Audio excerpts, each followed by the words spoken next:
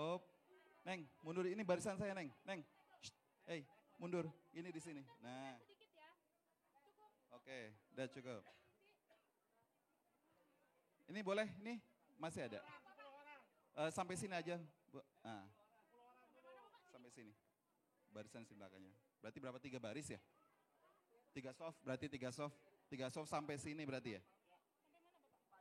Sampai sini. Nah.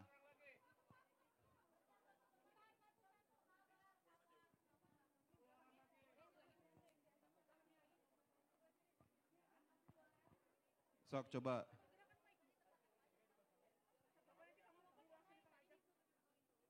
Ya udah. Sini sebelah sini, Neng. Masih ada sini nih. 5 orang mungkin, 5 orang coba. 5 atau 6 orang lah. Sini maju ke sini. Nah. Sini sebelah sini nih. Oke. Sudah. Jangan di sini. Cukup, cukup. Sok. Sebelah sana. Nah, oke.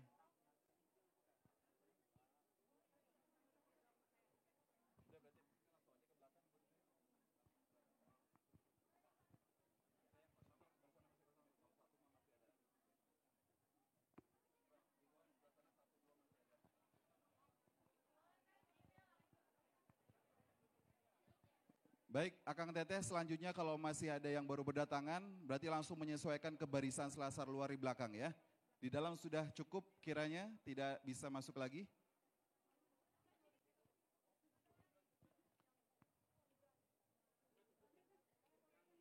Yang di dalam cukup. Yang Iwan juga sudah cukup, Pak. Sisanya ke belakang nanti. Aman.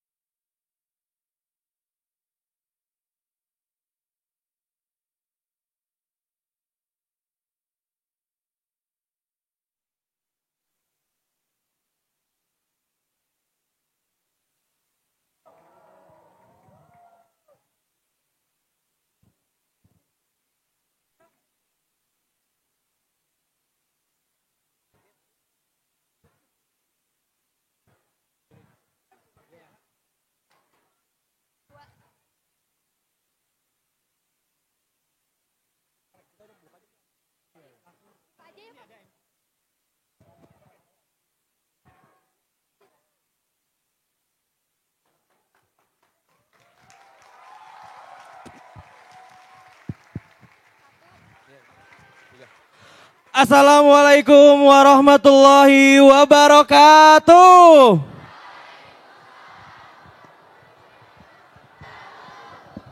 Alhamdulillahirabbil alamin wa bihi nasta'in wa ala umurid dunya waddin Wassalatu wassalamu ala asyrafil anbiya wal mursalin wa ala alihi wa sahbihi ajmain amma ba'du. Salatan wa salaman daimaini mutalazimaini ila habibina Muhammad sallallahu alaihi wasallam alladzi qad hamalan nasa minadh-dhulumati ilan nur wa ila siratil mustaqim. First of all, let us thank Allah because by His power and blessings, we are able to gather in this place without any obstacle. And secondly, may salawat and salam be peace upon our Prophet Muhammad who brought us from the darkness to the light.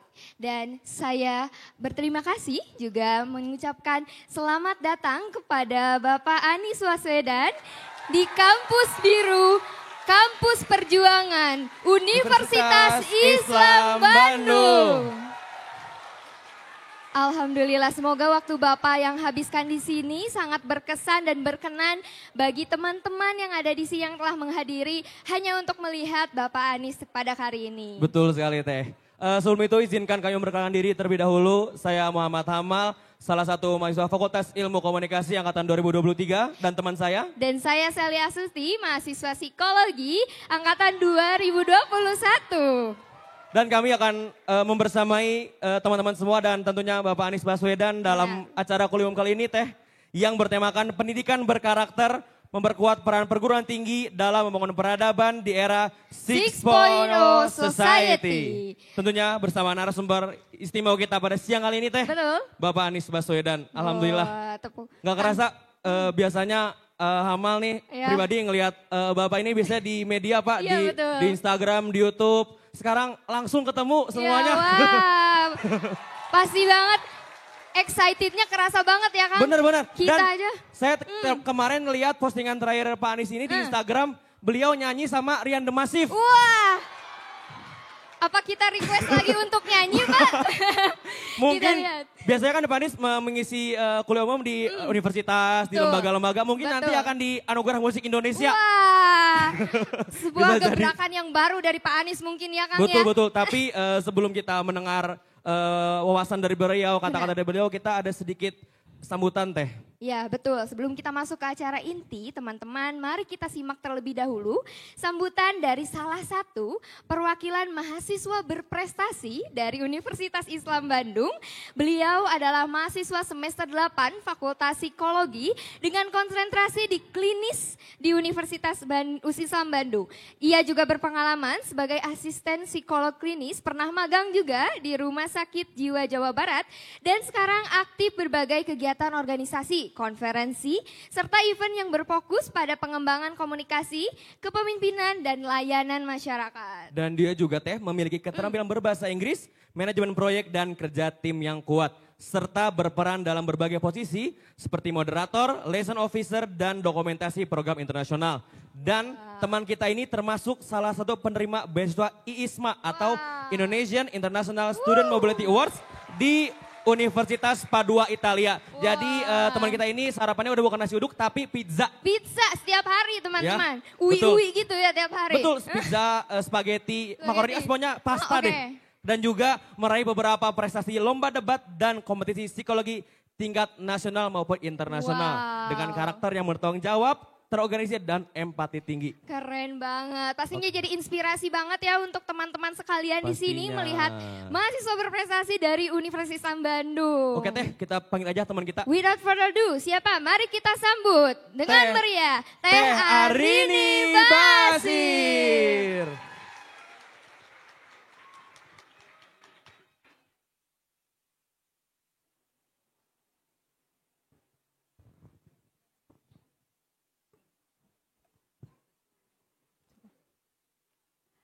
Bismillahirrahmanirrahim. Assalamualaikum warahmatullahi wabarakatuh.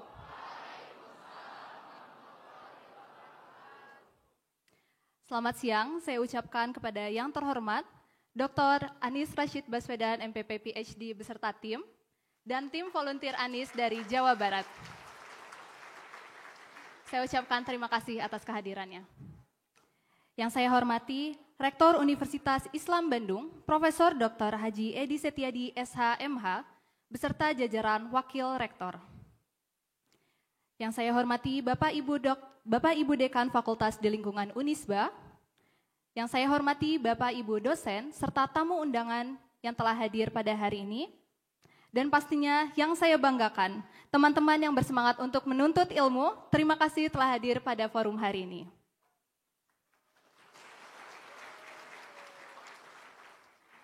Puji dan syukur kita panjatkan kehadirat Allah Subhanahu wa Ta'ala, karena atas limpahan rahmatnya lah kita dapat berkumpul dalam suasana penuh semangat dan dengan antusiasme yang positif untuk mengikuti kuliah umum bersama sosok inspiratif Indonesia, Bapak Anies Baswedan.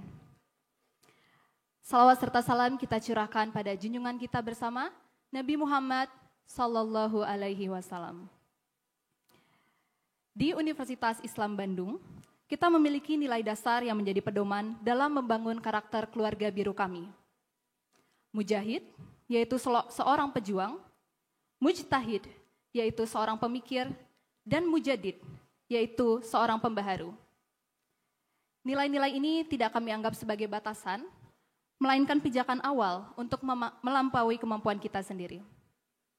Hadirin yang saya banggakan, hari ini merupakan kesempatan emas bagi kita semua untuk secara langsung menyaksikan, belajar, dan mengadopsi semangat perjuangan yang berkarakter dari sosok yang telah mengukir sejarahnya sendiri.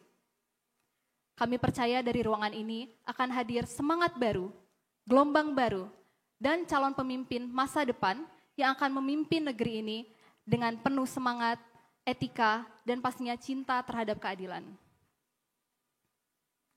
Beberapa bulan lalu saya mendapat kesempatan untuk mengikuti studi selama 1 semester di Italia. Dan selama studi saya di sana, salah satu wejangan dari Bapak Anies yang saya ingat adalah bagaimana karakter bukan hanya sekedar teori yang kita ketahui, melainkan juga apa yang tercermin dalam sikap kita secara langsung.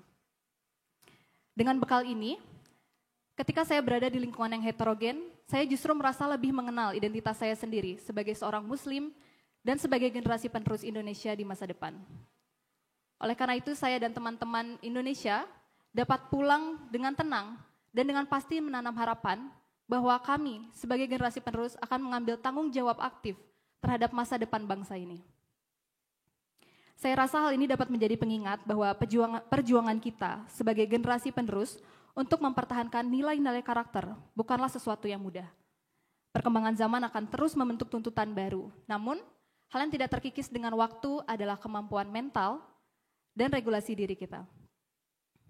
Insya Allah kuliah umum hari ini dapat menjadi momentum awal yang inspiratif dalam langkah kita ke depannya. Dan sebagai generasi penerus, marilah kita sambut dukungan ini dengan energi yang positif, dengan sikap bersungguh-sungguh. Saya percaya bahwa learning is a lifelong journey, karena akan selalu ada hal yang bisa kita kembangkan selama kita hidup. Sebagai generasi penerus, hal terkuat yang bisa kita lakukan adalah membangun komunitas untuk mendukung pembelajaran ini dan menjadi suportif satu sama lain. I'm by myself, just another college student, like most of you here. But together, I believe we're meant for something big. Terakhir, saya ingin menyampaikan quote dari Bapak Anies, salah satu quote yang paling saya sukai. Saya pilih The Avengers. Saatnya good guys stick together. Terima kasih. Wassalamualaikum warahmatullahi wabarakatuh. Waalaikumsalam warahmatullahi wabarakatuh.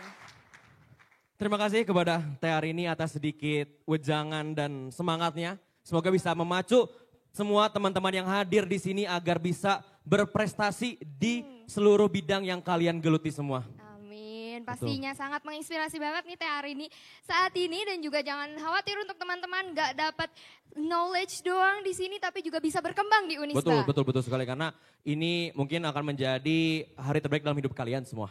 Nah, ini kalau kata orang mah ini daging nanti yang akan daging banget daging. nih. Kalau kata Genzi mah ini gak boleh dilewati nih, Betul. daging banget. Karena pokoknya. kalau kelewatin susah nih, Wastu Kencana lagi, Merdeka jauh. Jauh, Ya. muter lagi Iya, Unisba kalau ya. kelewatin jangan sampai makanya. Oke, mungkin Aduh, karena sebenarnya tuh mereka sebenarnya nggak mau lihat kita, Teh Iya, Sally. gak apa-apa. Iya. Kita, Kang. Iya, Di sana makanya exposure-nya. kayaknya kita tidak perlu berlama-lama lagi ya. Iya, Sebelum itu kayaknya udah excited banget ini, gak benar kuat. kita ngecek aja nih sebenarnya Ngecek aja semangat mereka gimana sejauh ini nih. Iya. Coba tanya gimana nih semangat mereka buat teman-teman yang ada di sini. Teh Sally dulu deh. Mana tepuk tangannya untuk Bapak Anies Baswedan? Baik. Sekali lagi semangatnya. Bapak dipersilahkan kita panggilkan. Terima kasih banyak. Siapa namanya? Sally, Pak. Hamal. Tepuk tangan nih buat Sally sama Hamal tuh. Mari kita sambut dengan meriah Bapak Anies Baswedan.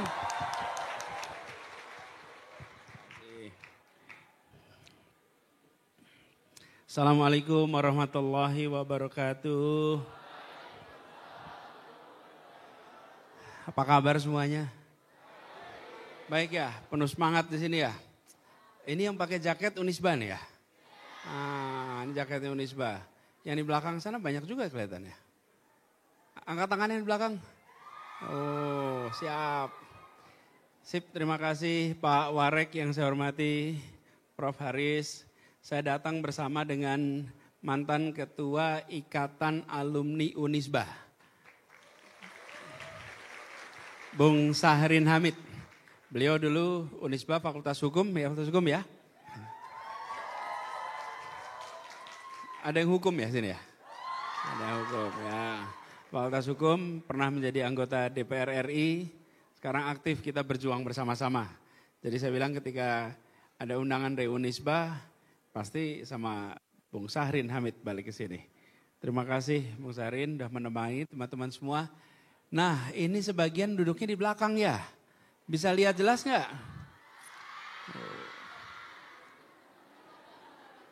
Nggak bisa lihat jelas ya. Gini, kita coba lihat ya suasana ya. Nih, kalau nggak bisa, mungkin posisinya bisa diubah ya, supaya semuanya bisa dapat ya. Nah, sini, yang ini boleh nggak teman-teman yang di sini yang perempuan serong belok tengok kanan, putar kanan. Nah, yang laki-laki putar kiri. Nah, gitu ya. Biar adil ya. Oke. Itu daripada jauh-jauh, maju aja ke sini dong. Maju sini. Maju sini. Biar tak apa-apa maju sini. Masuk. Maju aja, maju. Kita hidup di era disrupsi ya.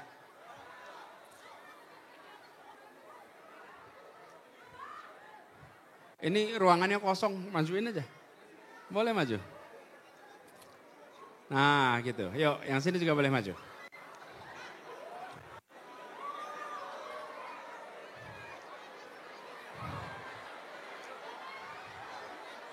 Nah.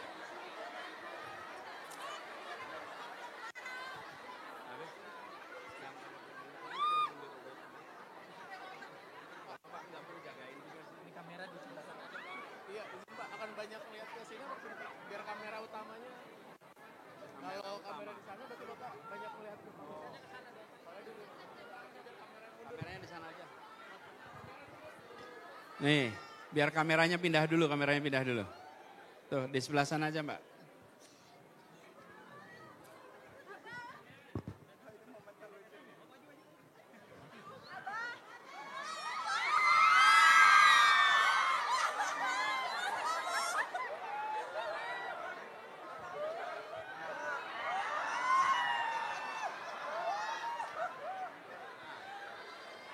Ini kalau gini yang belakang nggak bisa lihat juga.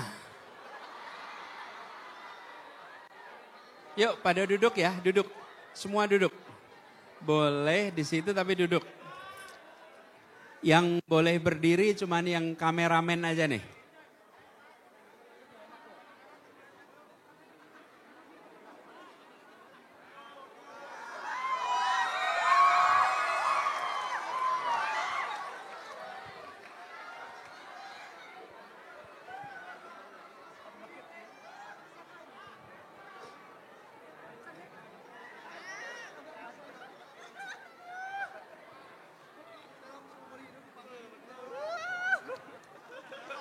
Bukan? Dari umum? Ya, kita tata dulu ya. Teman-teman, pokoknya di ruangan ini boleh ikut, tapi semuanya harus duduk. Kecuali yang bertugas pegang kamera, ya.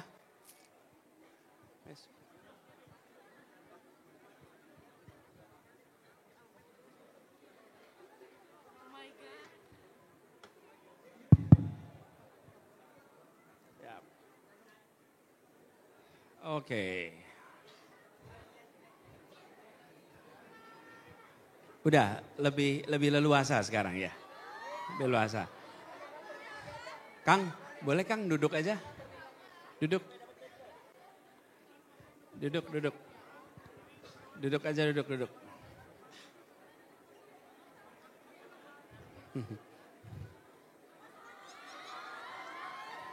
Dadanya ke sana, bukan sini. Oke, sip, yuk. Teman-teman semua, Assalamualaikum warahmatullahi wabarakatuh.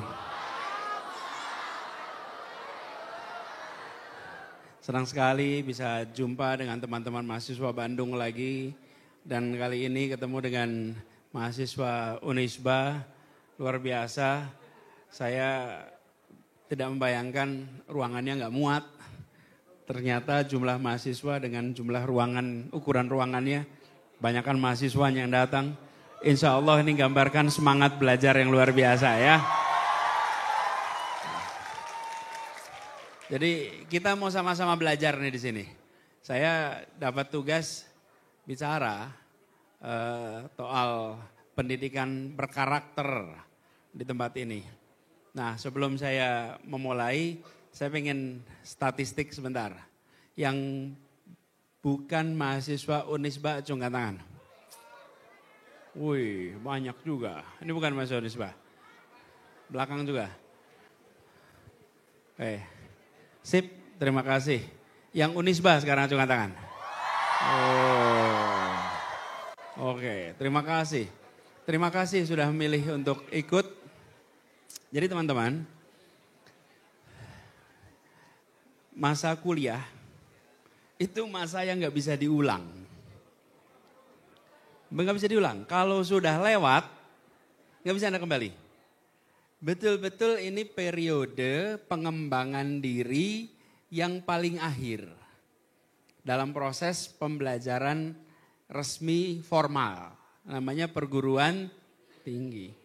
Perguruan tinggi itu setelah nanti Anda meneruskan ke jenjang strata 2, strata 3, proses belajarnya udah beda. Sudah tidak lagi seperti belajar S1. S1 itu unik sekali. Durasi waktunya longgar, cukup longgar. Anda dikasih waktu sekitar 4 tahun plus minus. Kemudian pilihan kuliahnya banyak, kesempatan aktivitasnya dan secara usia belia. Karena itu masa ini, itu masa yang benar-benar harus kita manfaatkan. Banyak di antara generasi kami yang sudah terlanjur melewati masa kuliah, kalau menengok kembali itu begini, coba ya dulu ngerjain ini, coba ya dulu begini, coba ya dulu begitu, coba ya dulu begini. Tapi itu semua tidak bisa diulang. Karena ketika mau kembali menjadi S2, suasananya sudah berubah. Kembali ke kampus S3 berubah lagi. Suasana S1 ini unik sekali. Karena itu teman-teman saya ingin sampaikan pada semuanya yang hadir di sini. Anda termasuk mahasiswa yang memilih untuk menyibukkan diri untuk belajar. Indikasinya apa? Mau sama-sama datang di acara ini. Ya. Kan Anda bisa tidur siang bukan sekarang? Iya, Anda bisa main-main bukan? Tapi Anda pilih daftar, Anda pilih ikut sebuah proses pembelajaran bersama, berpikir bersama, diskusi bersama. Betul nggak teman-teman? Nah ini sudah menunjukkan Anda mau mendapatkan sesuatu yang ekstra. Nah saya ingin usul pada teman-teman semua. Selama masa kuliah, jadilah mahasiswa yang aktif. Aktifnya di mana? Di luar kelas dan di dalam kelas. Jangan sampai hanya aktif di luar kelas, dalam kelasnya pasif apalagi terlantar. Tapi jangan sampai juga hanya aktif di dalam kelas, luar kelasnya pasif. Teman-teman ini dua-duanya harus ditumbuhkan. Kenapa sih dua-duanya ditumbuhkan? Teman-teman setelah Anda masuk universitas, sesudah itu Anda akan masuk ke fase pasca kuliah. Fase pasca kuliah itu Anda menjadi bagian dari masyarakat. Pada saat Anda menjadi bagian dari masyarakat, maka kalau saya sering analogikan teman-teman, itu seperti teman-teman memasuki samudra, memasuki lautan bebas. Ketika Anda masuk lautan bebas, Anda harus bisa berenang. Anda harus bisa mengarungi ombak. Anda harus bisa mengarungi tekanan air, tekanan gelombang. Sekarang pertanyaannya, mau belajar berenang di laut atau di kolam renang? Belajar di mana? Mau belajar di mana? Kalau mau belajar berenang di laut apa di kolam renang? Kolam renang. Kalau belajar sekarang ini, coba kalau belajar berenang di laut gimana? Resikonya tenggelam. Betul kan? Kalau belajarnya di kolam renang, kedalamannya terukur. Suhunya terukur. Tekanan airnya terukur. Panjang lebarnya terukur. Itu yang namanya pendidikan. Namanya sekolah. Namanya perguruan tinggi. Itu kolam. Kalau Anda berada di sini dan hanya duduk diam, nanti ketika Anda masuk ke dalam lautan pasca kuliah, di situ Anda tidak bisa lagi diam. Anda harus mengarungi segala macam tantangan. Di masa kuliah, Anda terbiasa lulus SD, SMP, SMA. Nih, ilustrasi aja. Setelah selesai SD, Anda masuk SMP. Waktu itu, SMP-nya ada banyak pilihannya bukan? A, B, C. Terus masuk SMP salah satu. Setelah lulus SMP, milih lagi bukan? Milih lagi, 1, 2, 3, pilih salah satu. Setelah lulus SMP, sama. Ada pilihan 1, 2, 3, 4, pilih salah satu. Oke. Jadi kita ini selama ini, sampai Anda kuliah, selalu berhadapan dengan pilihan berganda. Pilihan berganda, Anda pilih salah satu. Nanti setelah kuliah, Anda lulus, Anda ketemu pilihan berganda lagi enggak? Enggak ada. Anda ketemunya dengan lembar kertas yang Anda isi sendiri, Anda tulis sendiri, Anda gambar sendiri, Anda tentukan sendiri. Anda enggak ketemu lagi pilihan seperti kemarin kampus A, B, C, D. Syaratnya apa? Enggak bisa. Anda enggak ketemu itu lagi. Anda ketemu dengan lahan yang kosong yang Anda mau menentukan sendiri apa. Nah, mereka yang ketika masa ini mengembangkan diri dengan lengkap, maka ketemu kertas kosong, dia akan siap membuat rute perjalanan bagi dirinya. Oke? Dan yang tidak menyiapkan, begitu sampai bingung. Sebentar, saya mau kemana ya? Saya mau apa ya? Bekal saya cukup gak ya? Dan bagi yang mengkhawatirkan untuk ketemu kertas kosong, sebagian menghindari itu dengan cara masuk S2. Namanya menunda masalah. Saya belum siap nih masuk dunia kerja. Yuk S2 dulu. Ditunda itu masalahnya. Bukan karena belum mau menghadapi. Masuk dulu S2. Selesai S2, ketemu masalah. Wah ini kelihatannya berat nih. S2 lagi. Teman-teman, saya ingin mengajak pada semua, kita semua sih menyadari. Ini adalah sebuah perjalanan dan Anda berada di fase golden. Ini adalah fase emas. Dan fase emas itu fase untuk pengembangan potensi diri Anda. Karena itu saya usul pada teman-teman aktif di dalam kelas dan di luar kelas. Nah, apa kemudian kebutuhan karakter ke depan? Nih, untuk aktif. Teman-teman tumbuhkan kepemimpinan. Kepemimpinan. Kepemimpinan itu ada kemampuan memimpin dan kemampuan dipimpin. Dua-duanya nih. Benar-benar ditumbuhkan. Leadership itu luar biasa penting. Dan kemanapun Anda bertugas, Anda membutuhkan kemampuan untuk leadership ini. Pertanyaannya, apa sih syarat jadi pemimpin?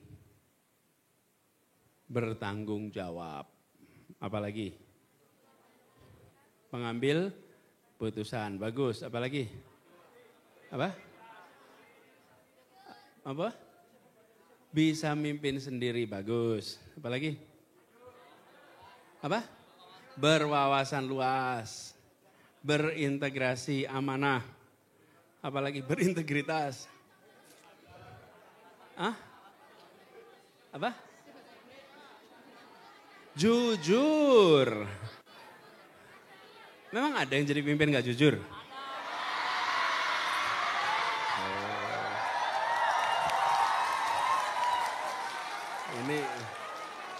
Yo, banyak bener. Apalagi? Apa visioner, adil, mau ngedengerin. Apalagi?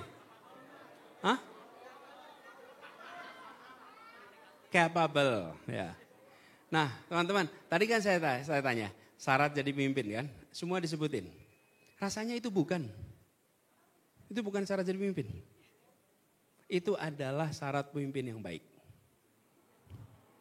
Ya, itu syarat pemimpin yang baik. Tapi syarat jadi pemimpin apa? Satu aja. Punya pengikut. Iya. Iya betul. Nggak ada yang lain. Karena itu ada yang nggak jujur jadi pemimpin. Ya kan? Karena punya mengikut. Jadi tadi yang semua disebutin itu adalah karakter pemimpin yang baik. Sementara, nih saya tadi sholat duhur di masjid sebelah. Itu ada mihrab di situ. Kalau misalnya nih, saya masuk ke mihrab, kemudian saya sholat di situ, boleh nggak saya disebut imam?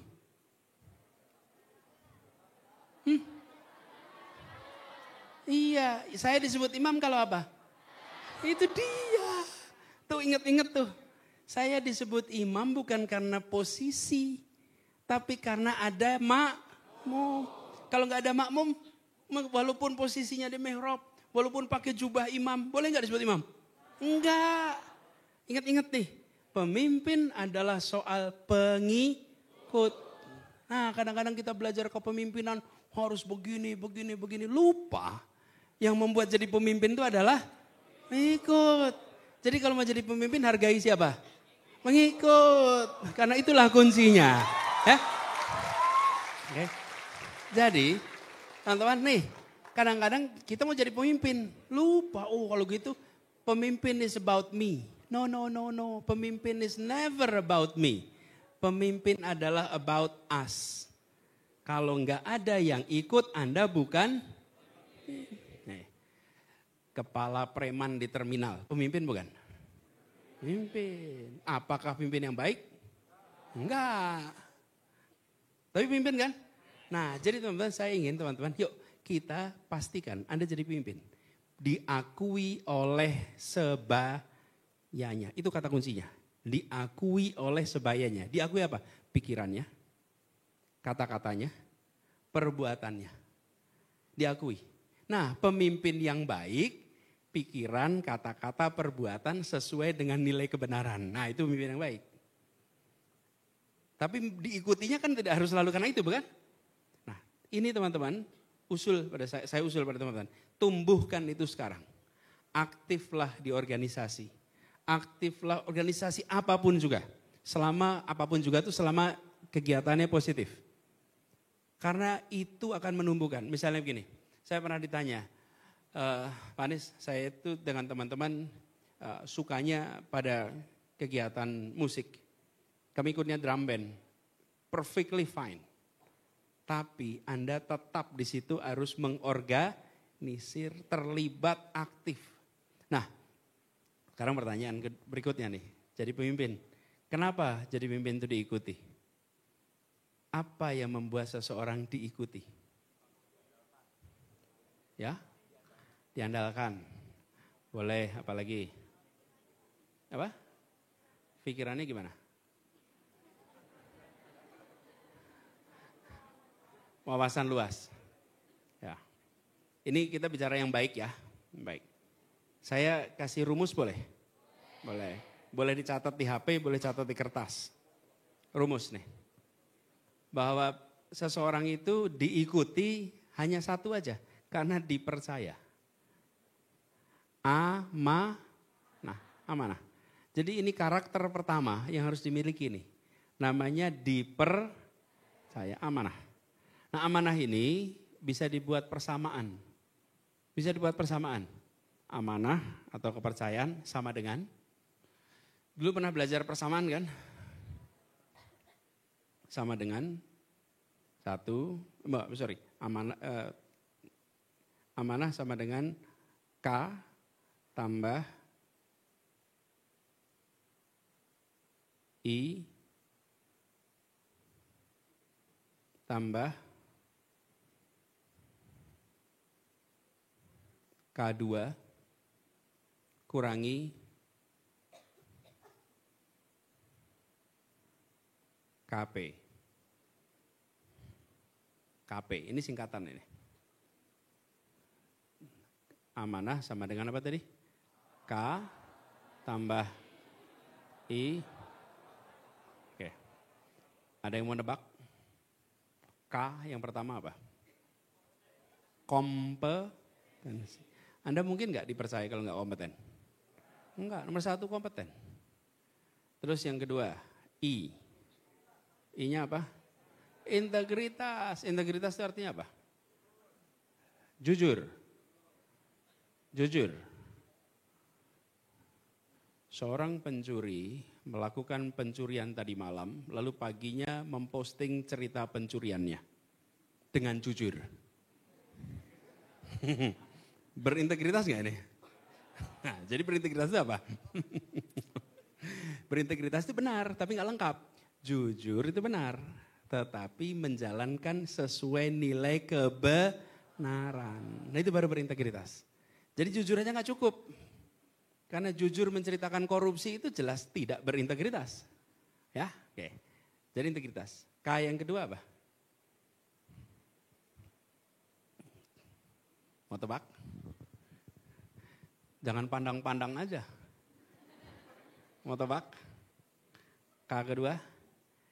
Kedekatan. Intimacy.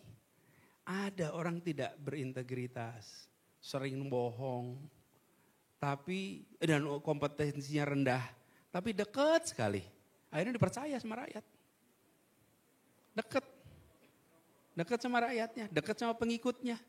Merawat hubungan dengan pengikutnya. Akhirnya dipercaya. Bisa itu. Kedekatan. Nah, pengurangnya apa di situ? Yang membuat kepercayaan itu turun, amanah itu turun. Tuh, kedengeran. KP apa? Kepentingan pribadi. Itu KP itu.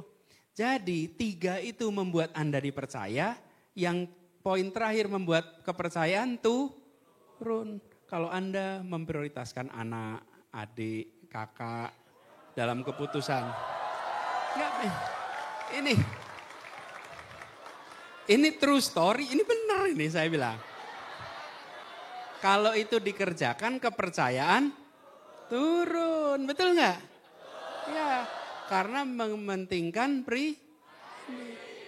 selama tidak ada kepentingan pribadi, maka kepercayaan akan terus meningkat. Nanti ingat-ingat nih, Anda mau jadi ketua drum band, ketua kegiatan ini, tapi kepentingan pribadinya banyak sekali. Ada nggak yang mau percaya? Nggak ada. Nih ingat-ingat rumus ini nih teman-teman. Jadi ini saya mencerhanakan dari sebuah konsep yang kompleks, jadi sesuatu yang simple.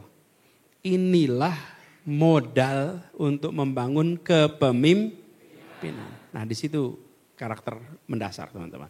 Jadi saya usul pada teman-teman semuanya, tumbuhkan kebiasaan organisasi mulai sekarang. Lalu yang kedua, ini kan kepemimpinan. Yang kedua, tumbuhkan kemampuan berpikir kritis.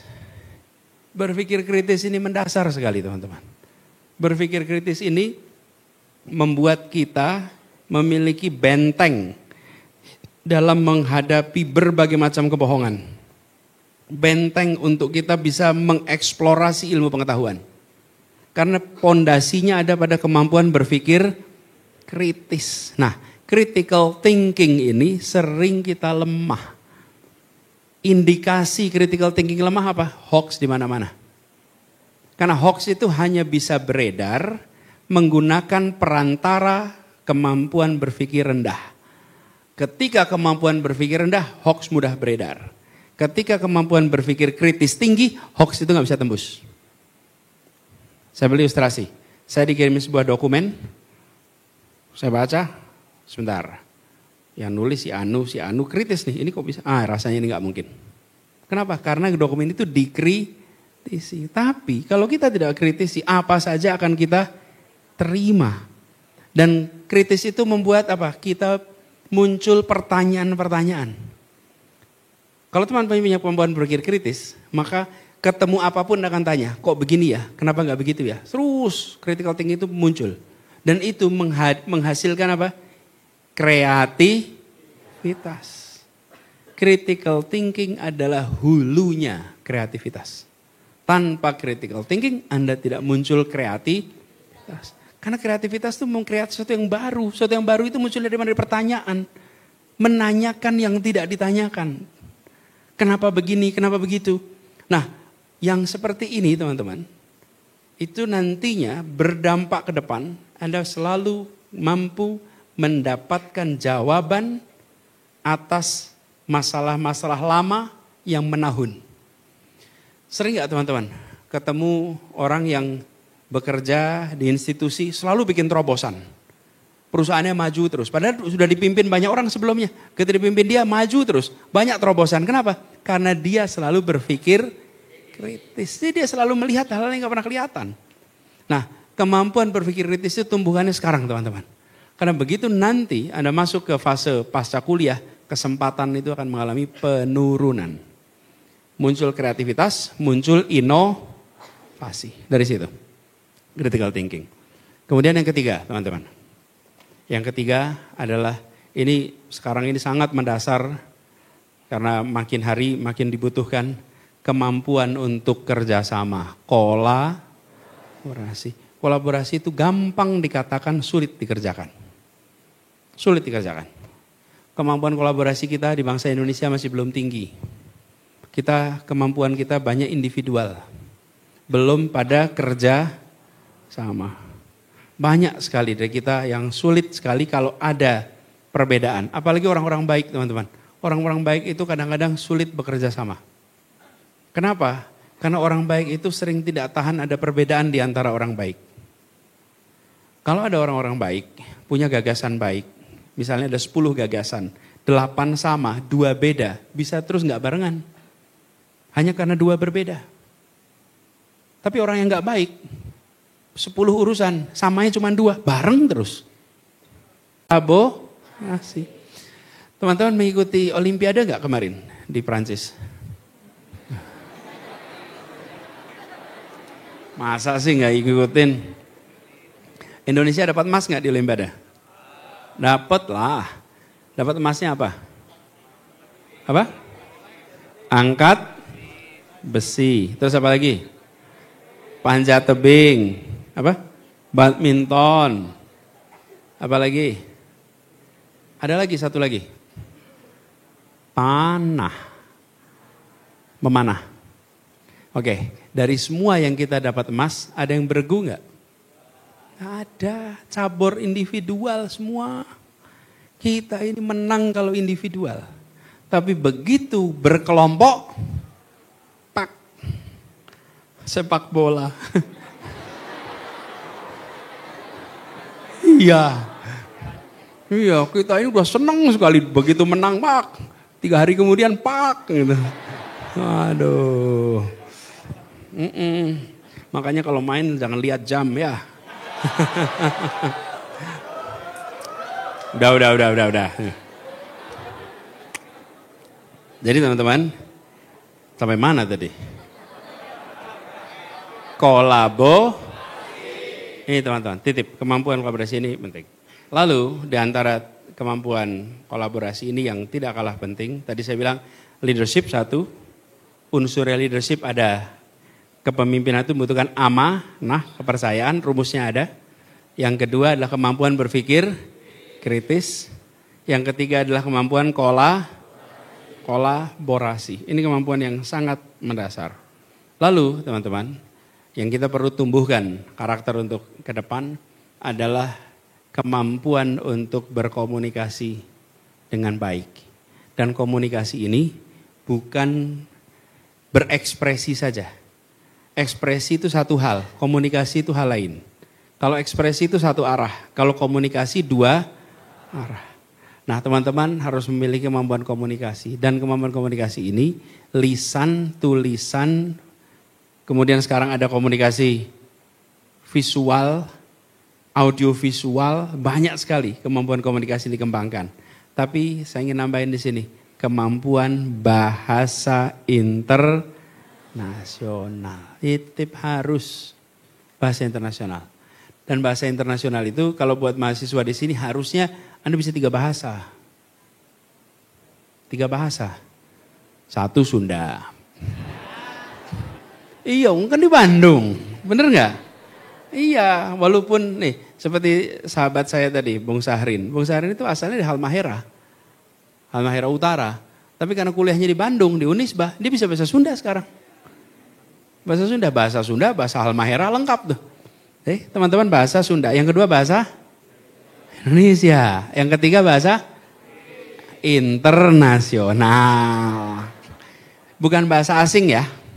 Apa bedanya bahasa asing dan bahasa internasional?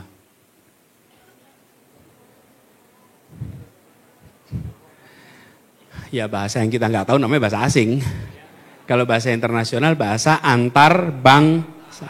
Jadi bahasa internasional itu Inggris, Arab, Mandarin, Perancis, Jerman itu contoh bahasa internasional. Nah teman-teman harus perlu belajar. Serius nih bahasa internasional. Dan teman-teman, walaupun sekarang ada teknologi yang membantu, ada AI, ada macam-macam yang bisa membantu. Tetapi tetap saja kemampuan comprehension, kemampuan memahami itu menjadi berbeda. Apalagi ketika teman-teman terlibat di dalam perkancahan internasional. Harus siapkan itu. Jadi kemampuan komunikasi. Lalu teman-teman ketika kita bicaranya masa depan, saya titip ini satu aspek yang menurut saya perlu ditumbuhkan. Karakter peduli atas persoalan yang ada di masyarakat kita. Teman-teman ini mahasiswa, Anda mendapatkan kemewahan yang tidak dimiliki oleh setiap anak di Indonesia. Kemewahan untuk bisa kuliah. Walaupun mungkin bagi kita yang tinggal di kota besar, kuliah itu normal. Kuliah itu ya biasa, namanya semua anak lulus SMA ya kuliah. Tapi di banyak tempat di Indonesia namanya kuliah itu masih kemewahan. Nah teman-teman, tumbuhkan sensitivitas atas persoalan ketidakadilan, ketimpangan, problem-problem yang ada di masyarakat. Sehingga Anda tumbuh berkembang menjadi pribadi yang responsif atas persoalan yang ada di lingkungan kita. Jadi teman-teman, 5 hal itu yang saya titip sebagai pembuka diskusi kita siang hari ini. Apa aja? 1, leadership. 2, critical thinking. 3, kolaborasi. 4, komunikasi dan bahasa internasional. 5, kepedulian, kepekaan atas persoalan sosial. Gitu ya. Nah, kita sekarang bisa ngobrol. Kalau ada yang punya pandangan, ada yang punya pertanyaan, yuk kita diskusi sama-sama di sini.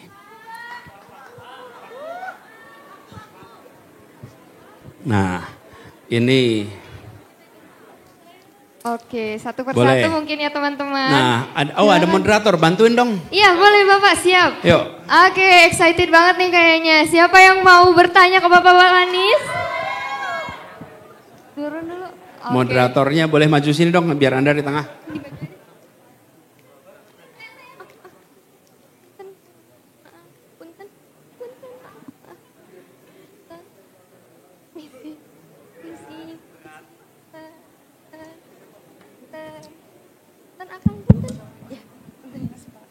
Oke, baik. Aduh, Bapak lebih interested kemana nih jika dilihat dari segala angle ini? Pastikan ada kesetaraan gender. Oke.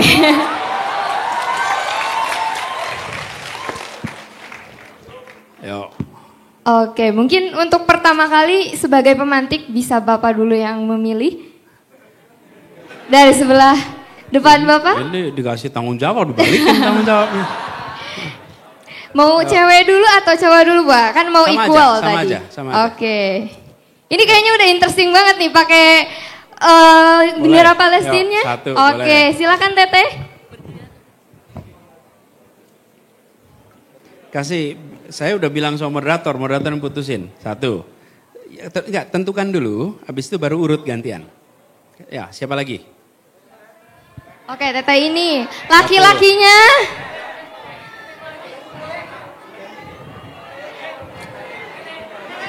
Dari mana, Kang? Oke, Kang yang kedua. Berapa Bapak dibutuhkannya, Muhammad? 4. Dari perempuan sebelah sini. Sebelah sini. Sebelah sini. Oh itu sangat heboh mengangkat-angkat temennya. Oke, Teteh sebelah sana. Satu lagi laki-laki. Sebelah sana. Adakah laki-laki di sebelah sini? Oke, siap. Perempuan satu lagi. Di luar Unisba yang mana, Cung, yang luar Unisba? Itu, mangga Teteh yang itu. Untuk laki-lakinya 2 lagi ya, Pak? Mohon izin sebelah sini. Unisba mana, Unisba?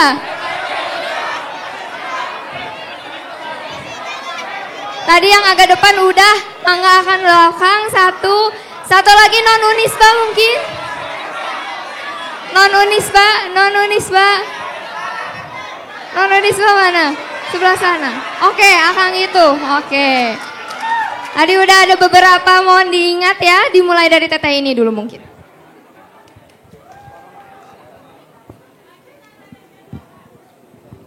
Assalamualaikum warahmatullahi wabarakatuh. Perkenalkan, sebelumnya nama saya Najwa Anissa Salsabila sebagai mahasiswa dari Fakultas Psikologi di Universitas Islam Bandung angkatan 2022. Sebelumnya Pak, saya ingin bertanya, bagaimana Bapak memandang kondisi kesehatan mahasiswa saat ini dan bagaimana cara meningkatkan integritas mereka di tengah menurunnya angka kesehatan mental?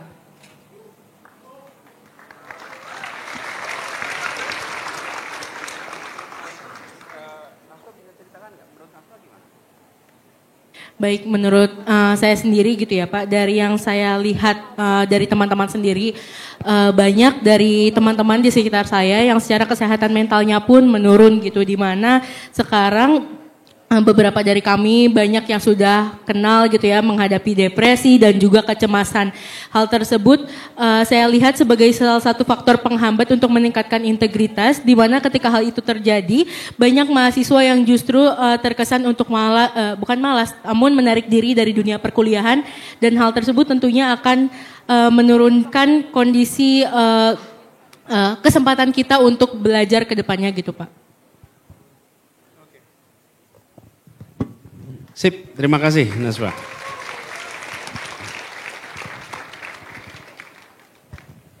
Oke, yang kedua. Oke, yang kedua Teteh yang sebelah sana mungkin punten dari udah. Oke. Titip ya. Cek.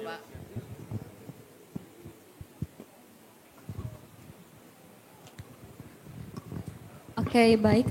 Sebelumnya terima kasih kepada Bapak mungkin yang sudah memberikan kesempatan saya untuk bertanya. Mungkin di sini saya ada pertanyaan yang akan saya rangkum sebelumnya. Oh ya, sebelumnya perkenalkan, nama saya Naila Salma Fahira. Kebetulan saya dari Fakultas Ilmu Komunikasi angkatan 22.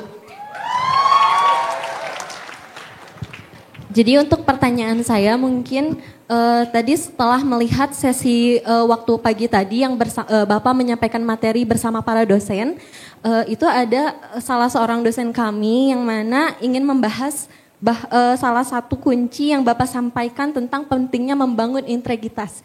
Mungkin tadi juga Bapak sudah menyinggung tentang kuncinya menjadi seorang pemimpin, salah satunya kita harus memiliki jiwa integritas. Nah, jadi saya ingin bertanya, ketika kita sudah menjadi mahasiswa lalu kita menjalankan kegiatan selama kita menjadi mahasiswa dan setelah itu kita telah lulus, kira-kira menurut Bapak integritas apa sih atau nilai-nilai integritas apa yang dapat kita terapkan setelah kita lulus kuliah? Nah, selain itu saya juga punya pertanyaan selanjutnya mungkin Bapak. Ya, karena cepat ya. Siap. Mungkin saya sendiri salah seorang anggota komunitas yang ada di Unisba yaitu UJIS, itu tuh merupakan organisasi internasional yang mana kita itu sering membahas ataupun kita sering melaksanakan diskusi internasional gitu Bapak. Salah satunya itu kita membahas isu-isu global dan lain-lainnya. Menurut Bapak tersendiri apakah ada bahasan-pembahasan yang memang perlu untuk kita kaji, perlu kita ketahui gitu mungkin. Seperti itu Bapak, terima kasih, mohon maaf sebelumnya. Baik, terima kasih banyak. Selanjutnya tadi Akang yang sebelah sini mungkin boleh. Baik. Bismillahirrahmanirrahim. Assalamualaikum warahmatullahi wabarakatuh. Perkenalkan, nama saya Kamal Rahmatullah. Kebetulan saya... Namanya siapa? Kamal Rahmatullah, Pak. Hah? Kamal. Saya juga sebagai Presiden Mahasiswa Unisba, Pak. Izin bertanya, terkait pendidikan ialah hak segala bangsa begitu. Juga didasari oleh Undang-Undang 1945 pasal 31 ayat 1 dan 2 yang mewajibkan warga negara berhak mendapat pendidikan, juga pasal 2 setiap warga negara wajib mengikuti pendidikan dan pemerintah wajib membiayainya. Nah, di Indonesia sendiri kan 9 tahun wajib berpendidikan begitu Pak. Tapi saya menganggap dan menyimpulkan bahwa pasal ini ruhnya adalah bahwa jangan sampai orang yang ingin berpendidikan ini putus akibat biaya begitu.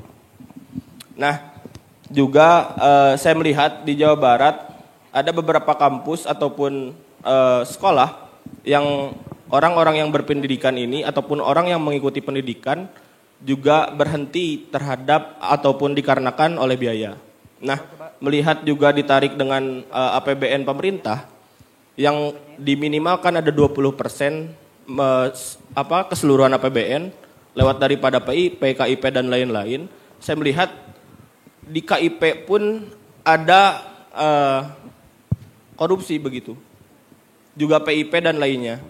Nah, bagaimana pendapat Bapak mengenai yang tadi saya sebutkan mengenai pendidikan, dasarnya ada, juga secara faktual di Indonesia masih banyak, juga terbaru isu menteri kemarin begitu, tapi masih dugaan mengkorupsi peralatan laptop dan lain-lain begitu Pak. Bagaimana Pertanyaannya apa? Tanggapan Bapak mengenai hal itu yang mana?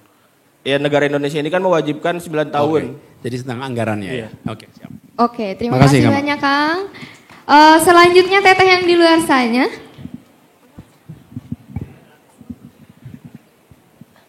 Assalamualaikum, Bapak, perkenalkan nama saya Ani Herlawati.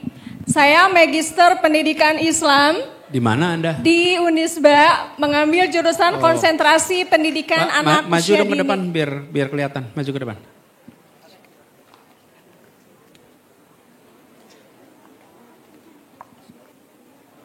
Maju ke depan. Nah.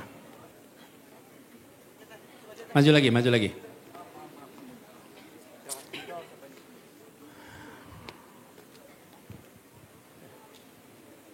Sini, Pak. Ya.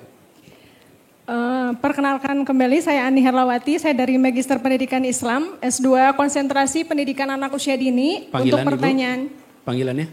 Ani. Saya sebagai guru PAUD kebetulan memegang sekolah di Kota Taman Sari di Bandung. Untuk pertanyaannya Bapak, yang pertama Pak Anies, bagaimana strateginya membersihkan orang-orang yang bermasalah, terduga perbuatan korupsi, dan yang dengan jabatannya memunculkan masalah baru bagi rakyat, namun sekarang berada di pemerintahan. Yang kedua, ada kesan kuat pemerintahan Prabowo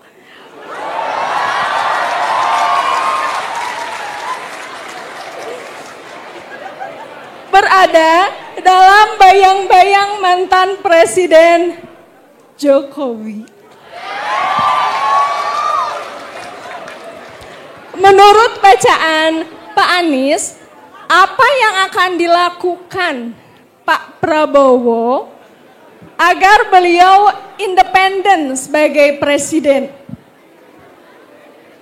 Yang ketiga Pak, terakhir. Baik. bentuk partisipasi apa yang bisa dilakukan oleh kami sebagai Gen Z dalam menyelamatkan Indonesia ini? Terima kasih Bapak. Baik, terima kasih banyak Teh. Terima kasih banyak untuk Assalamualaikum warahmatullahi pertanyaannya. wabarakatuh. Waalaikumsalam. Akang yang di belakang tadi?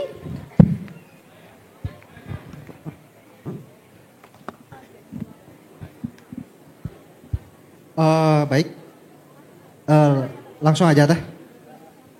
Oke, baik. Assalamualaikum warahmatullahi wabarakatuh. Perkenalkan, nama saya Naufal Al-Abror. Saya dari Universitas Jenderal Ahmad Yani Cimahi. Jurusan manajemen Pak. Baik, untuk pertanyaan saya, sedikit aja ya. Jika diberi kesempatan kembali menyusun kebijakan pendidikan nasional, kebijakan apa yang paling mendesak Bapak prioritaskan untuk saat ini Pak? Baik, sekian. Terima kasih. Wassalamualaikum warahmatullahi wabarakatuh.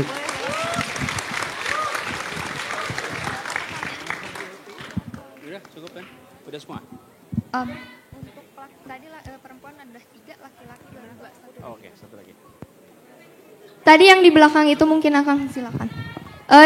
Dipersingkat ya Kang ya. Oke. Baik. Baik, bismillahirrahmanirrahim. Assalamualaikum warahmatullahi wabarakatuh.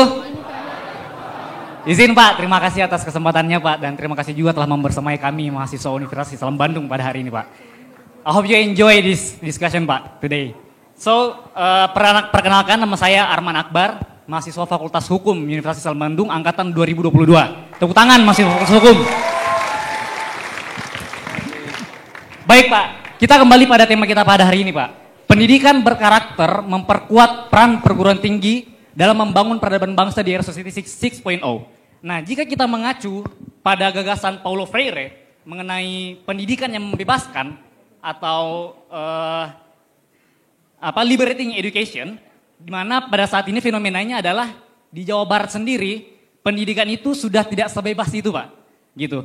Banyak fenomena bahwa kebijakan yang dikeluarkan oleh pemerintah Jawa Barat misalnya, ya kan ingin memasukkan mahasiswa-mahasiswa atau siswa-siswa bandel ke barak misalnya ya kan untuk menuai pendidikan disiplin. Padahal itu jauh daripada konsep yang ditawarkan oleh Paulo Freire mengenai pendidikan, yaitu liberating education. Nah, bagaimana Bapak menilai epistemologi pendidikan karakter saat ini di perguruan tinggi Indonesia?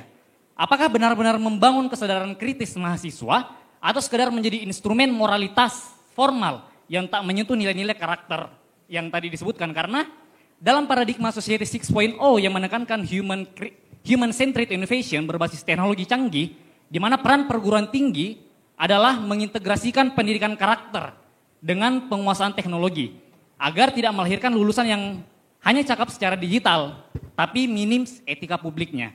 Oke. Nah, terakhir, Bapak kerap kali mengutip gagasan dari Ki Hajar Dewantara tentang pendidikan sebagai proses memanusiakan manusia. Nah, di tengah Society 6.0 yang ditandai dengan AI, konektivitas dan singularitas teknologi, bagaimana Bapak melihat relevansi prinsip Ingarsa Sung Tulada terhadap tantangan aktual seperti pembentukan karakter dalam sistem pendidikan, dalam sistem pembelajaran digital? Demikian Pak. Terima kasih. Terima kasih warahmatullahi wabarakatuh. Baik, terima kasih. Pertanyaannya sangat keren-keren. Mungkin saya langsung dikembalikan aja kepada Bapak.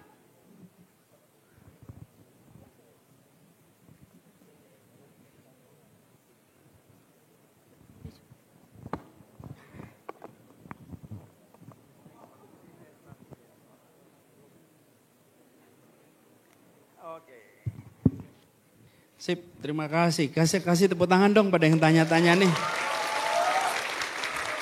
Tadi ada satu yang udah berdiri di situ, ternyata dia nggak dapat mikrofon, rupanya salah, beda miskomunikasi ya. Iya. Oke, Anda berdiri dah sekalian. Kasihan, yuk.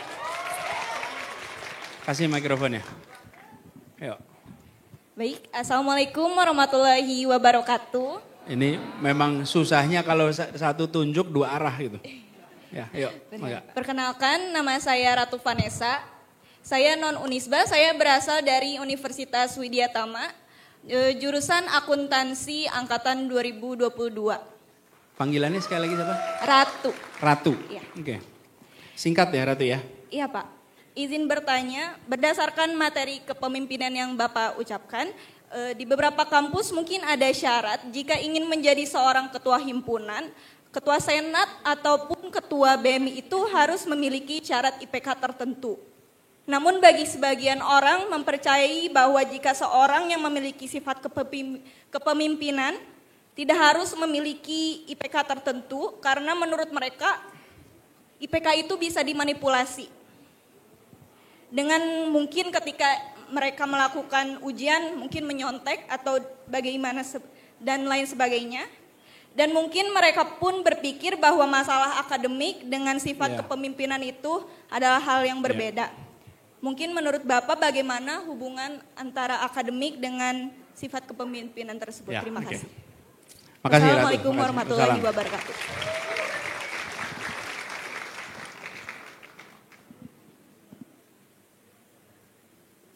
Ada Kamal itu tadi ya, ketua BEM ya.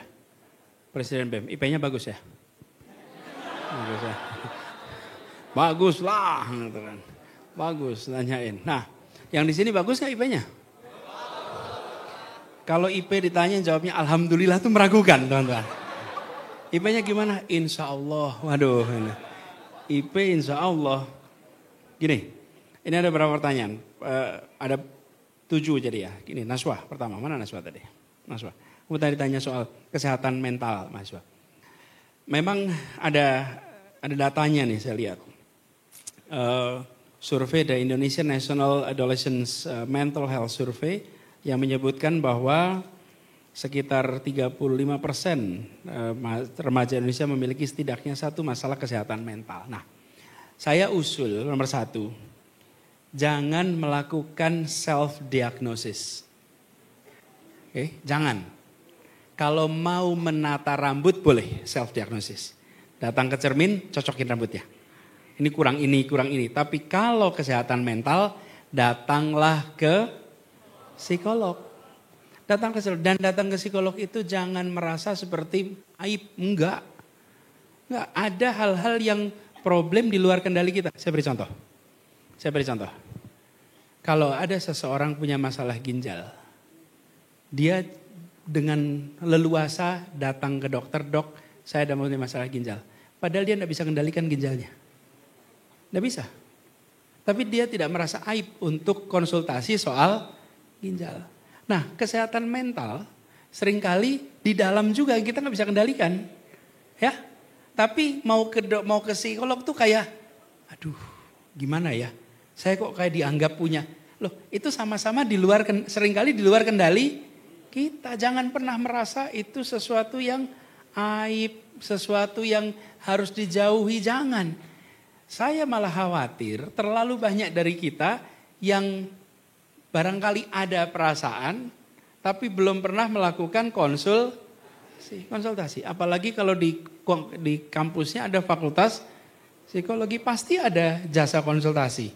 Betul kan? Pasti. Manfaatkan fakultas psikologi. Dulu ketika kami di Jakarta, saya bertugas, salah satu yang dibuat di puskesmas, semua puskesmas di Jakarta adalah konsultasi kesehatan mental, kesehatan jiwa. Sehingga bukan hanya kesehatan fisik, karena kita semua membutuhkan kesehatan psikologis ya. Jadi usul saya terhadap fenomena ini, jawabannya psikolog yang tahu. Itu fakultasnya lain dengan fakultas saya. Tapi anjuran saya jangan semata-mata mengandalkan pada diagnosa sendiri, tapi datanglah konsultasikan dengan baik. Di sisi lain teman-teman, di sisi lain ketika menghadapi masalah, ketika menghadapi tantangan, jangan mudah menyerah. Yang tangguh, yang kuat. Dalam hidup akan ketemu masalah banyak sekali. Kemarin beberapa hari yang lalu saya ketemuan seorang teman namanya Ahmad Zaki yang membuat Bukalapak. Saya tanya sama Zaki, boleh nggak kasih pesan kata-kata buat anak-anak muda. Terus dia mengatakan begini, terbentur,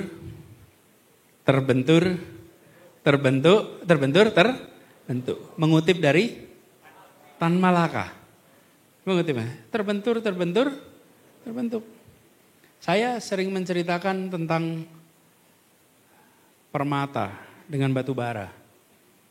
Permata itu kalau dijual gram, batu bara kalau dijual ton. Tidak ada yang jual permata ton. Coba ke toko permata, saya mau beli permata 2 ton. Kira-kira yang jual komentarnya gimana? Nah, ini kelihatannya belum sembuh nih. Belum sembuh.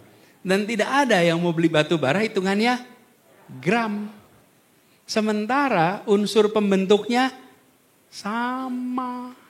Karena itu biasanya kalau ada tambang permata, di situ ada banyak batu bara. Kenapa unsur yang sama satu jadi permata, satu jadi batu bara?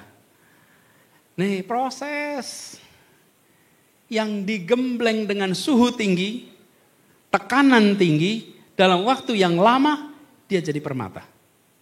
Yang tidak kena tekanan tinggi, tidak kena suhu tinggi, tidak dalam durasi lama, dia jadi batu bara. Pertanyaannya, kita sama-sama nih menghadapi tantangan. Mau nggak milih ambil tantangan yang berat, yang penuh dengan tekanan, penuh dengan dilema. Yang melewati itu jadi permata. Yang menghindari itu jadi batu bara. Insya Allah yang di sini yang mau jadi permata.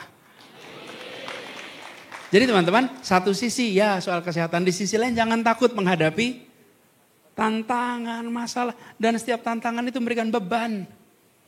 Ini ya teman-teman, kalau kursi ini itu beban bisa dihitung gramnya, berapa kilogram ini. Tapi kalau urusan nggak ada kilogramnya teman-teman. Hal yang menurut teman-teman ringan bisa jadi menurut saya berat. Sebaliknya hal yang menurut teman-teman berat bisa jadi menurut saya ringan. Sekarang apa yang membuat ringan dan menjadi berat? Satu perspektif. Yang kedua latihan. Semakin sering ketemu dilema, semakin mudah mengambil keputusan. Semakin sering ketemu masalah, semakin terbiasa cari jalan keluar. Tapi kalau Anda menghindari masalah, ya nggak bisa nih Anda mau angkat ini. Latihan. Yang asalnya berat, lama-lama jadi ringan. Asalnya berat, ini latihan tuh.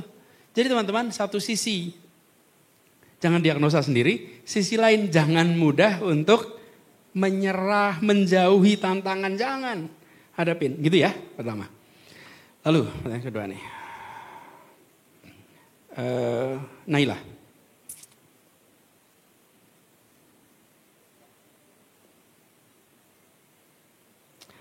Soal integritas, contohnya banyak sekali.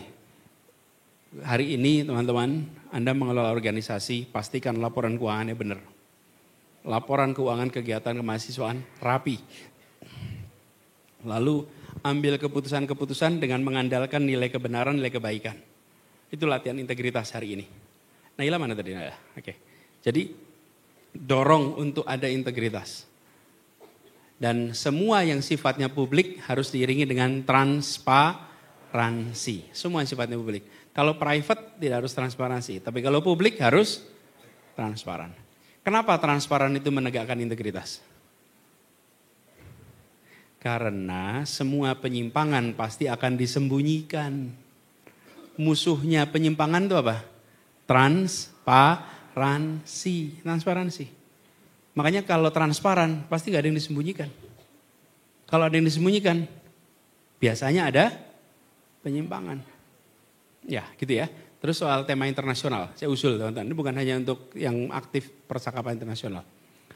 Ini pertanyaan buat kampus-kampus yang memiliki label sebagai Universitas Islam.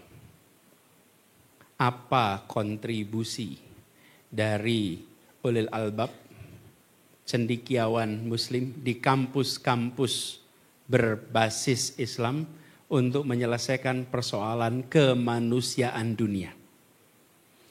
Seringkali kita membahas penyelesaian masalah umat Islam.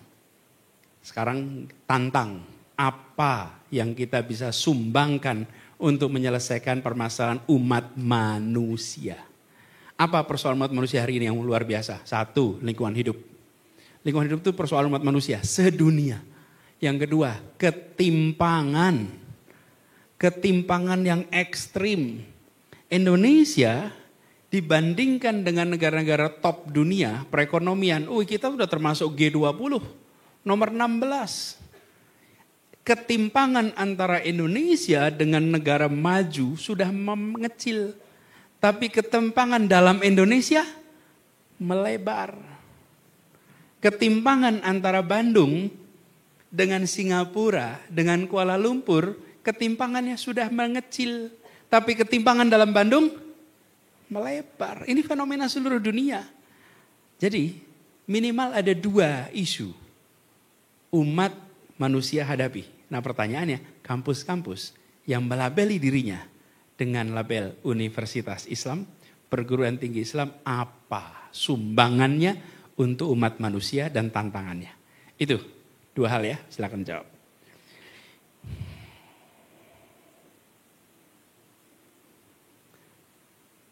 Kamal, anggaran pendidikan. Anggaran pendidikan itu 20%. Kamal bikin dong studinya. Bener nggak 20% itu untuk pendidikan? Saya serius. Teman-teman, ini diperlukan tangan presiden, nggak cukup tangan menteri. Saya pernah jadi menterinya. Bener. Pernah saya ngurusin itu. Kenapa? Alokasi anggaran 20%, tetapi yang dialokasikan pada Kementerian Pendidikan dan yang dialokasikan untuk aktivitas pendidikan langsung kalah dibandingkan dengan alokasi untuk departemen-departemen yang lain. Oke. Dan sebagian sekolah-sekolah kedinasan di bawah kementerian-kementerian utama punya anggaran yang bisa lebih besar daripada anggaran untuk PTN sekalipun. Jadi ini menurut saya bisa teman-teman bisa kaji. Saya bertugas 10 tahun yang lalu, sekarang udah tahun 2025. Anda coba kaji, dari 20% itu berapa yang sesungguhnya untuk pendidikan dasar menengah? Berapa yang sesungguhnya untuk perguruan tinggi? Dan berapa untuk kegiatan-kegiatan yang dilabeli pendidikan? Terlalu banyak. Jadi saya bisa katakan 20% itu tidak banyak, tidak proporsional yang masuk pendidikan. Nah, mengubahnya di mana? Tangan menteri nggak cukup. Karena yang harus mengubah ini adalah tangan presiden. Tangan presiden, karena ini di bawah kendali. Kenapa teman-teman kok mindah anggaran itu kok sulit? Kenapa sih? Begini teman-teman. Kenapa sulit? Karena sudah menjadi kegiatan menahun. Menahun, sebagai contoh. Sebuah kementerian punya sekolah pendidikan yang makin hari makin digedein sekolahnya. Terus anggarannya dari negara. Kalau itu dihentikan, pertanyaannya ini mau dibiayain pakai apa ya? Karena itu harus ada keputusan. Kalau keputusan tingkat presiden gini, kasih exit. Dikasih waktu 5 tahun, anggaran nanti akan jadi kecil. Selama 5 tahun turun, sehingga ada proses pengecilan. Yang satunya digedein, itu bisa. Gitu ya, Kamal ya. Saya titip itu. Kemudian ada pertanyaan soal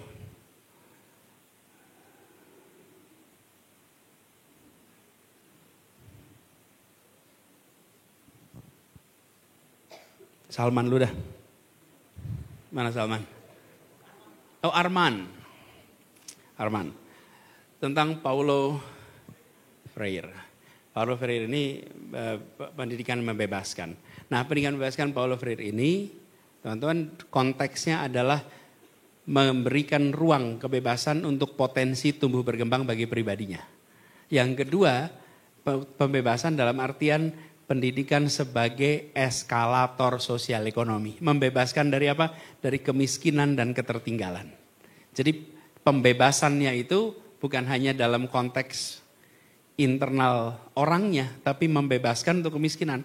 Karena itu dengan pendekatan Paulo Freire, yang disebut sebagai pendidikan itu harus bisa menjangkau yang lemah, yang terpinggirkan, harus punya akses pendidikan. Itulah pendidikan yang membebaskan. Nah, metode pendidikan itu ada banyak sekali. Dan ada yang sifatnya promotif, ada yang sifatnya korektif. Kalau yang sifatnya promotif memang usahanya untuk menumbuhkan.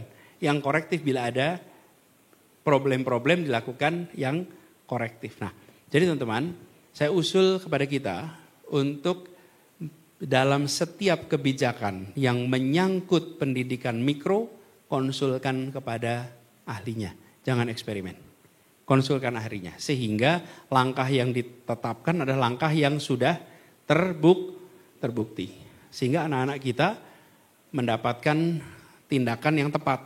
Kadang-kadang kita yang orang tua ini, saya maksudnya, bilang kita ini muda-muda di sini. Kadang-kadang pandangannya lama. Saya beri contoh. Ada anak bermasalah. Kemudian dicoba ditegur sekali, 2 kali nggak bisa. Terus sama sekolah dikeluarkan. Dikeluarkan dari sekolah. Kalau dikeluarkan dari sekolah artinya apa teman-teman? Terus siapa yang ngurusin? Terus siapa yang mengarahkan kalau malah dikeluarkan? Anak yang seperti ini justru anak yang tidak boleh dikeluarkan. Justru anak itu yang harus dalam sekolah.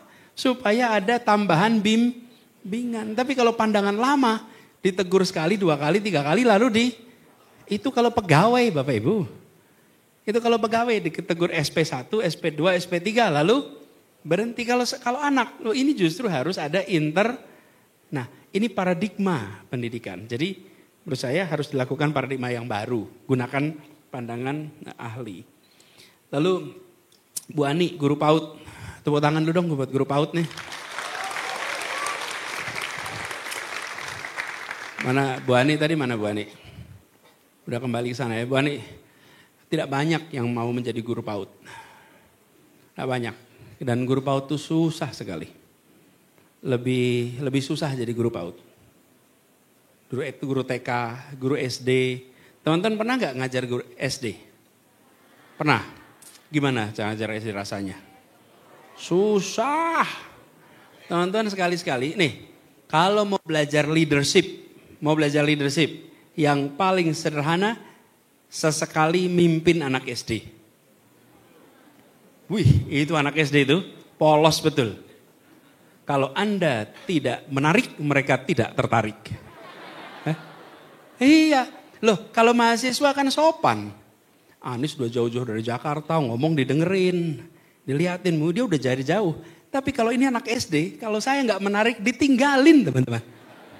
Ditinggalin, dan ketika ninggalin tuh nggak ada sungkan, bangun aja pergi. Bangun pergi, betul nggak teman-teman?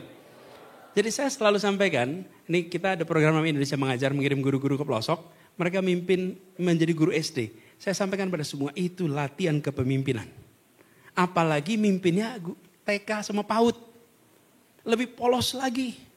Butuh apapun dikerjakan di situ juga. Mau kamar mandi belum tentu siap, dikerjakan di situ. Coba teman-teman, gimana tuh ngadepinnya tuh? Anak-anak kerjain di situ juga belum tentu siap. Jadi menjadi guru PAUD, guru TK itu latihan kepemimpinan. Dan mereka pasti ekspresif. Kalau dosen ngomong gini sama tulis. Kalau guru TK, matanya, tangannya, kakinya, semua bergerak. Betul gak? Iya, guru TK tuh pasti ekspresif. Karena itu kalau Anda mau latih diri supaya bisa comfortable dengan siapapun, sesekali magang di guru TK. Magang guru PAUD. Oh, Anda akan merasakan sebuah pengembangan diri yang luar biasa. Terutama yang laki-laki ini. Ya, Anda sekali tuh masuk PAUD, masuk TK. Itu latihan kepemimpinan luar biasa. Makasih Bu Ani yang sudah menjadi guru PAUD. Itu sebelum saya jawab pertanyaan itu, teman-teman pernah dengar tidak penerima hadiah Nobel namanya James Heckman? Belum? James Heckman. Ada yang pegang HP? Google coba. James, James, James Heckman, H-A-C-K-M-A-N, kalau nggak salah, Heckman. James atau Heckman, ya, atau ya, Heckman, James Heckman, ada. Pemberian Nobel ya. Apa? Betul. Di mana penerima Nobel? Ya, James Heckman, penerima hadiah Nobel. Nanti Anda cek ini. Dia menemukan, karena itu dia dapat hadiah Nobel, ini bukan penelitian. Hadiah Nobelnya mengatakan, temuannya mengatakan, karena itu kasih hadiah Nobel, pendidikan yang memberikan return terbesar adalah pendidikan usia dini. Bukan pendidikan tinggi, bukan pendidikan menengah. Pendidikan dengan return terbesar adalah pendidikan usia dini. Dan ini yang menemukan bukan ahli pendidikan, yang menemukan ekonom dengan menunjukkan pakai model-model perekonomian dan membuktikan itu. Ini argumen untuk ditunjukkan kepada seluruh Menteri Keuangan sedunia. Kenapa? Karena uang paling kecil selalu ke PAUD. Uang paling besar kemana? Nah, kebalik. Yang returnnya paling kecil justru uangnya paling banyak. Yang sementara PAUD-nya paling penting. Semua yang Anda pelajari seumur hidup dipelajarinya di usia dini. Makanya saya sering kali gini, kalau ada, ini ibu kan tanya soal koruptor nih. Bu Ani. Banyak atau koruptor. Saya kalau ada yang begini, ini koruptor udah pendidikannya tinggi-tinggi, sarjana A, B, C, masih korup pula. Saya malah jawab, sebenarnya jangan tanya di mana kampusnya. Tanya PAUD-nya di mana. TK-nya di mana. Karena jujur dan tidak itu belajarnya kapan? Tuh, TK itu materi pra-TK itu materi PAUD. Kejujuran. Ingat zaman masih kecil, suruh dibisik-bisik antar kuping. Oke, sampainya bisa beda nggak tengah jalan? Ah, itu ada yang tidak berintegritas di situ tuh. Iya, bibit-bibit ini.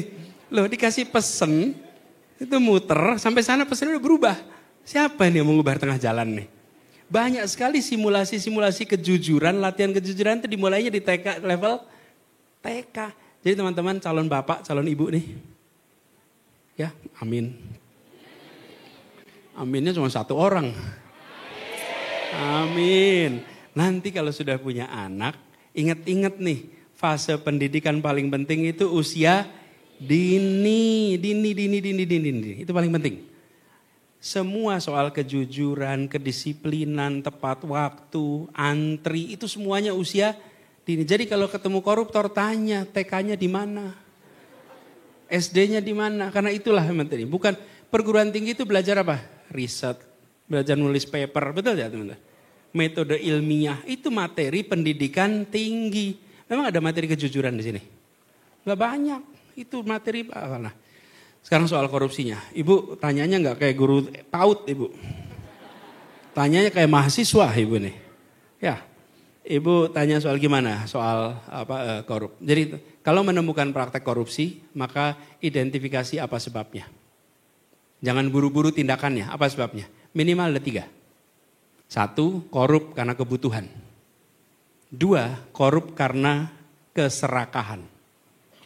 3, korup karena sistem. Oke, yang karena kebutuhan. Beri contoh. Pegawai gajinya hanya cukup untuk 20 hari. Oke, 10 harinya mau hidup dari mana? Nah, 10 harinya dia harus cari sampingan sana sini. Inilah yang menjadi lubang bagi dia untuk kemudian melakukan tindakan korupsi. Kenapa? Karena dia ketemu kesempatan. Ini ada kesempatan. Dan dia dalam posisi kesempitan. Karena gajinya cuma cukup untuk 20 hari. Disinilah letak problem. Kalau yang seperti ini diberesin kebutuhannya. Sehingga kesempatan di depan mata tidak dijadikan sebagai jalan keluar atas kesempitannya.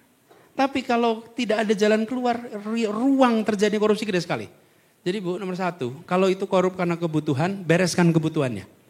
Gajinya dipenuhan. Kalau tidak, dia mudah sekali terjebak korupsi. Yang kedua, keserakahan. Nah kalau yang serakah, udah gajinya cukup bener. Udah berlimpah-limpah. Tapi serakah. Nah kalau serakah cara menghentikannya gimana? Diasingkan. Hukuman yang menjerakan, hukuman yang berat, yang menjerakan. Orang yang serakah itu dihentikannya pakai fear. Ini greed namanya, lawannya greed itu fear, rasa takut. Kalau ada rasa takut dia gak berani ngerjain. Nah rasa takut ini dari mana? Hukuman yang berat, yang menjerakan. Kalau untuk koruptor apa baiknya? Baiknya apa? Iya. Ada yang usul dimiskinkan, ada yang usul lagi di apa? Hah? Hukum mati. Saya termasuk yang tidak setuju hukum mati. Kenapa saya tidak setuju hukum mati? Bukan. Karena begini teman-teman. Selama proses penyidikan, penyelidikan, dan pengadilan kita masih belum bersih dan baik, maka kita berpotensi menghukum orang yang keliru. Kalau hukumannya keliru dan sudah mati, ngembaliinnya gimana? Nggak bisa dikoreksi. Karena itu selama sistem hukum kita belum sempurna, kasih ruang untuk koreksi bila ada kekeliruan. Apalagi masih sering kriminalisasi. Anda tega orang yang dikriminalisasi itu dihukum mati? Iya, itulah sebabnya kenapa menurut saya yang paling tepat adalah dimiskinkan. Karena orang serakah itu karena ingin hedonisme. Orang yang serakah itu apa? Aspirasi apa sih? Hidup hedon, materialistis. Itulah orang yang serakah. Dan ketakutan dia bila apa? Miskin total. Kalau miskin total itu yang paling ditakuti. Karena yang diinginkan adalah hedon. Itulah yang menjadi lawan. Gitu ya. Lalu yang soal dominasi saya rasa bisa dikendalikan oleh kepemimpinan sekarang. Jadi mereka bisa kendalikan, nggak perlu nasihat dari kita. Ya. Kemudian Anda untuk yang generasi Z, apa yang bisa dikerjakan? Aktiflah teman-teman. Perannya dua, peran kekinian. Kalau Anda melihat di masyarakat ada masalah, jangan diam, terlibatlah. Di sisi lain, siapkan kompetensi Anda di bidang Anda masing-masing. Tadi saya sebut K, kuasai di bidang Anda. Itu ya, Bu Ani ya. Pertanyaan terakhir dari Ratu. Syarat IPK untuk kegiatan. Mau ikut kegiatan, IP-nya harus berapa gitu. Di kampus ini ada persyaratan IP juga enggak? Kalau lulus baiknya IP-nya berapa? 4 bener. Siapa yang bisa IP 4? Berat. Saya mau tanya dulu dah sebelum soal kegiatan. Kalau Anda mau lulus, nanti inginnya lulus dengan IP berapa? Realistis.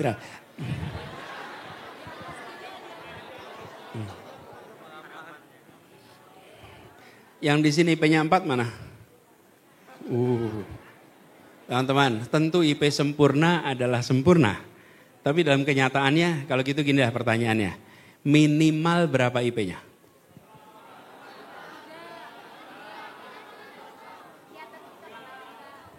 Di atas 3,3, di atas 3,5. Boleh saya usul? Usul ya.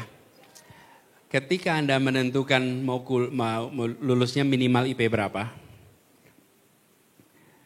Minimal syarat beasiswa S2. Yo, S2 syaratnya berapa?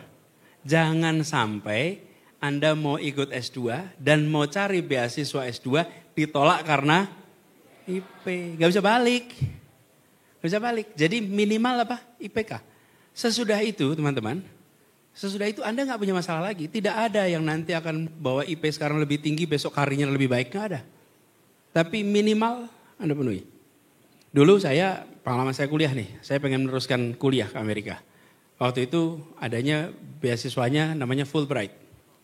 Udah, saya belajar minimal di atas syarat Fulbright. Supaya saya daftar Fulbright diterima.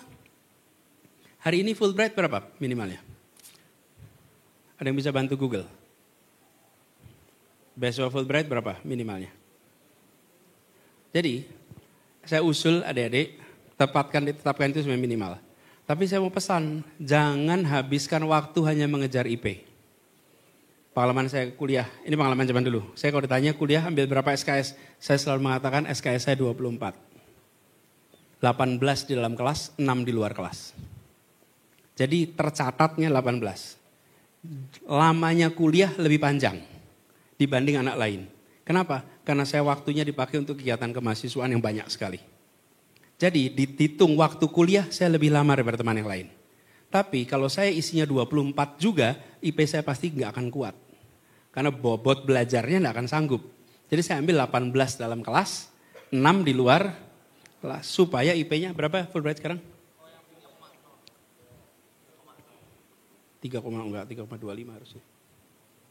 Coba Anda cek lagi. Fulbright Indonesia. 3,0. IP-nya 3. Jadi di atas 3. Jadi teman-teman, selama IP-nya di atas itu Anda bisa daftar. Ini yang dibutuhkan. Nah, saya mau sampaikan teman-teman, IP itu mengantar Anda sampai panggilan administrasi. Mau itu beasiswa, mau itu pekerjaan, itu IP itu hanya mengantar sampai administrasi. Selesai itu Anda akan ditentukan oleh leadership, kemampuan komunikasi, kemampuan berpikir, kemampuan untuk interpersonal relation, itu semua menentukan. Jadi jangan sampai kita ketika kuliah menganggap yang paling utama hanya IP. IP itu pembuka, tapi jangan juga IP-nya rendah. Kalau IP-nya rendah dipanggil wawancara aja enggak. Iya, jadi jangan sampai kemudian IP kita jadi rendah. Nah, kembali kepada kegiatan, kalau menurut saya kegiatan itu bukan pada syaratnya yang dibatasi, tapi pada kegiatannya. Kalau Anda masuk dengan IP 2,7, ketika Anda kegiatan tidak boleh turun dari 2,7. Jadi berapapun Anda mulainya supaya ada kesetaraan kesempatan. Setiap mahasiswa punya punya kesempatan yang sama, tapi tidak boleh hanya ikut kegiatan IP-nya jadi turun. Itu sama, beasiswa begitu. Beasiswa itu Anda masuk ada persyaratan, begitu masuk tidak boleh turun. Kalau turun dikasih 1 semester, kalau 1 semester lagi tidak dikoreksi, maka dicabut. Nah, jadi menurut saya bukan pada masuknya, tapi pada sesudah di dalamnya jangan sampai turun. Jadi teman-teman sekalian, IP ini penting, tapi jangan itu dianggap sebagai satu-satunya. Dan buat teman-teman semua yang sekarang sedang aktivitas kuliah yang menyangkut soal belajar, soal IP, ketika udah kerja jarang sekali ada yang tanya IP. Nggak ada. Cuman Anda masuk kerja ditanya IP. Ketika sudah kerja, enggak. Nah, cuman ini masalahnya nih. Banyak orang yang dulu IP-nya rendah, yang dulu mungkin tidak selesai sekolahnya, ketika sukses menceritakan betapa tidak pentingnya sekolah. Betapa tidak pentingnya IP. Bahkan ada yang menganjurkan tidak perlu kuliah, tidak perlu sekolah. Ini ekstrim. Menurut saya jangan juga. Ya, IP itu penting, ya nilai itu baik, tapi itu bukan segala-galanya. Nanti pengembangan diri. Itulah sebabnya saya katakan di awal, aktif dalam dan luar kelas. Karena dalam luar kelas itu yang nanti akan mengantar Anda untuk dapat meraih semua yang Anda mimpikan, Anda cita-citakan. Jadi teman-teman sekalian, kita sudah sampai kepada penghujung. Saya ingin sampaikan terima kasih teman-teman, kita udah tukar pikiran sama-sama. Terima kasih sudah bareng-bareng. Thank you. Terima kasih. Dan pesan terakhir teman-teman, aktiflah. Ikuti perkembangan yang ada di dunia sekitar kita. Persoalan ekonomi, persoalan politik, teman-teman jangan jauhi. Dekati, pahami, dan terlibat. Dan saya usul teman-teman kritis. Jangan mahasiswa kehilangan kekritisannya. Dan mahasiswa itu harus berani. Karena mahasiswa tidak memiliki beban. Apapun juga tidak ada beban. Teman-teman punya keleluasaan untuk mengungkapkan apa saja. Dan mahasiswa di Bandung punya sejarah panjang. Sejarah apa? Sejarah perlawanan, sejarah kritis. Yang dilawan siapa? Bukan sekedar itu, yang dilawan adalah penyimpangan. Di penyimpangan itulah yang dilawan. Dan teman-teman pertahankan semangat itu. Insya Allah dengan begitu nanti bukan hanya kampus Unisba, tapi mahasiswa di kampus-kampus di Bandung bisa menunjukkan bahwa penerus tradisi perjuangan mahasiswa di Bandung. Ya. Jadi terima kasih buat teman-teman yang hadir. Lalu saya mau undang pada tadi yang pada kasih pertanyaan. Ini ada hadiah buku. Buat yang tadi tanya. Maju ke depan yang tadi tanya. Nih, buat kamu. Oke. Ya. Teh Nashwa, Kasih. yang di belakang mungkin. Yuk, yang tadi tanya maju ke depan. Teteh Bisa Teh langsung Ani merapat ke dan Teh Ratu. Bapak. Yuk, sini, maju aja, maju. Akang ya, enggak. Akang di belakang udah, oke. Teh Ratu, Teh Ani, oke.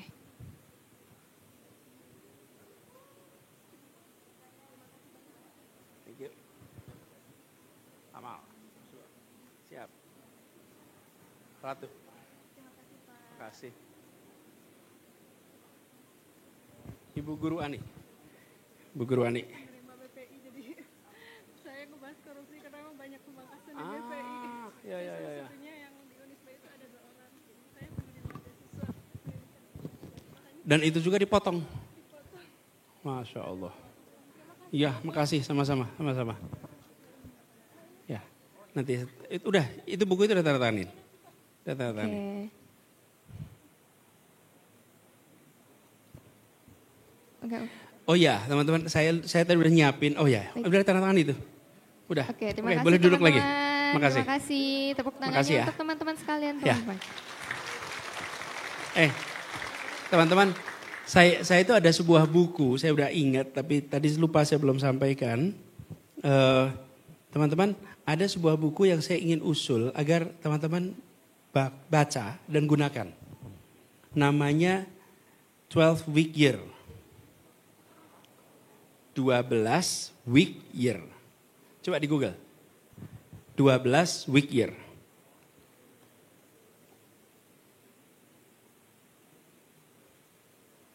Ada? Ketemu? Itu udah ada bahasa Indonesianya. Ini teman-teman, saya usul teman-teman manfaatkan buku itu. Itu adalah buku perencanaan supaya waktu kuliah teman-teman itu optimal. Banyak dari kita yang menjalani saja, kuliah itu gini, berat dijalani enak diceritakan. Kalau udah lulus diceritain dengan segala macam, apalagi yang kuliahnya lama tuh.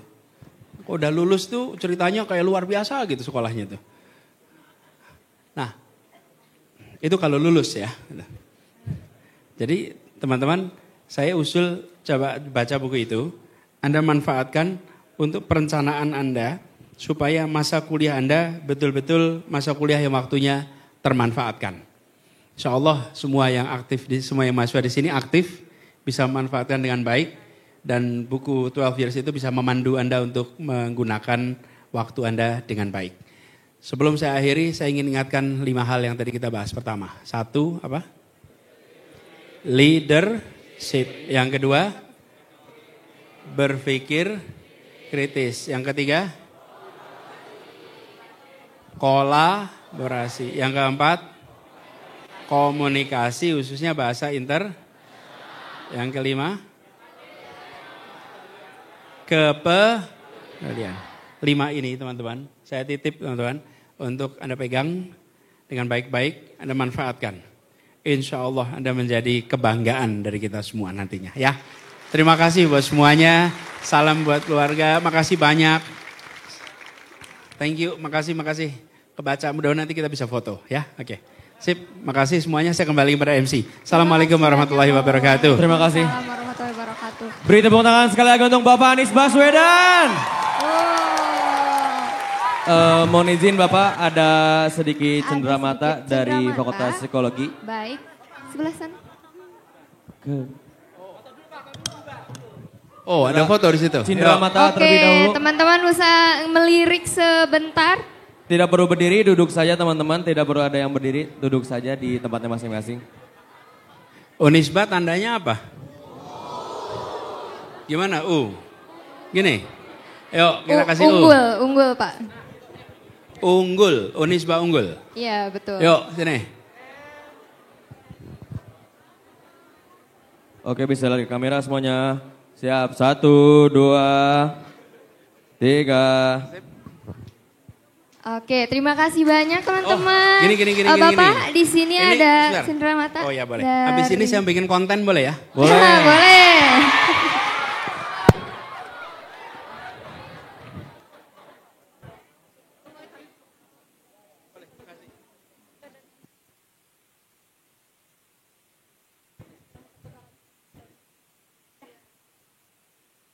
Terima kasih kepada perwakilan psikologi dan terima kasih juga Bapak. Oke baik sekalian mau bikin konten apa nih Pak? Kita debut ya di sosial medianya Bapak Anies. Viral ini, Gini, viral saya langsung. mau tanya, baiknya bikin konten apa ya? Apa nih? Velocity.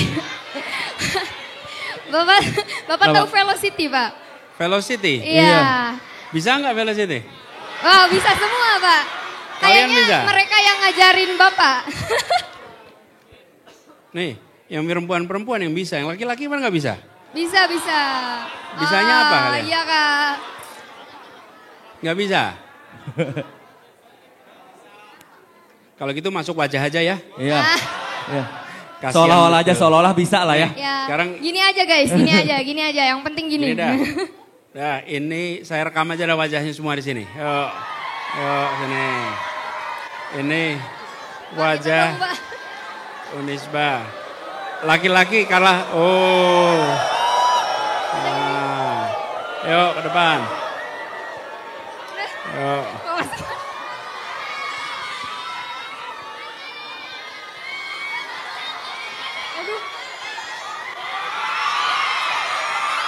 Oh. Wah, antusias sekali ya. Ya. Di sini lagi nih. Oh. Mungkin Ini- Pak Anies udah bisa bikin fanbase Pak Ya. kayaknya. Iya Pak. Nanti saya posting Anda Anies lihat fan. sendiri ya. wajahnya Iya, ya. betul. Oh. Wah. Ya, ini suasana di namanya gedung apa nih? Di Aula Unisba, Pak. Terima kasih. Sip. Alhamdulillah teman-teman kita sudah berakhir sudah. Terima kasih kepada Bapak Anies atas kasih, semangatnya, Pak atas Anies. wejangannya, atas ilmu yang telah berikan. Benar. Semoga bisa bermanfaat ya. Insya Allah pastinya. Untuk kita semua di masa sekarang dan masa yang akan datang. Dan mungkin akhirnya gak sabar nih Teh, kita udah berakhir acara kali ini. Betul. Sangat daging banget ya Kang ya. Wah bahkan antusiasnya belum selesai meskipun Betul. ini materi dan segalanya sudah selesai. Wah. Wah. Pak Anies ini sangat humble juga. Betul. Untuk teman-teman diperhatikan ya, Iya, tetap hati-hati. jaga kondusif ya, teman-teman ya. Jatut, hati-hati, saling mendorong. Pak Anies sudah memberikan kesempatan kepada teman-teman. Oke, mungkin tidak jauh lama lagi perjumpaan kita mungkin sampai sini, namun perjuangan kita untuk bangsa ini tidak akan mengenal kata selesai. Mohon maaf bila ada kata salah. Saya Sally. Saya Amal. Kita undur diri. Dan Wassalamualaikum warahmatullahi wabarakatuh. Halo.